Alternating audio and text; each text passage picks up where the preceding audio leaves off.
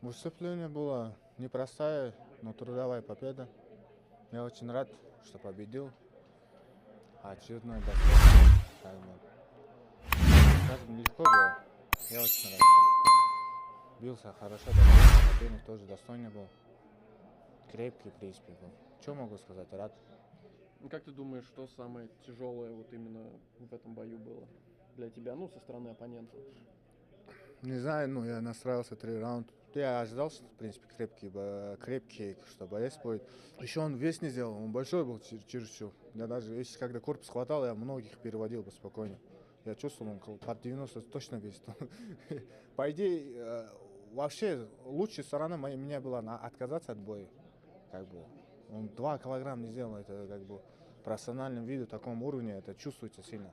Просто я давно не дрался, хотел подраться, за это как бы сколько болельщиков ждал, за это не хотел никого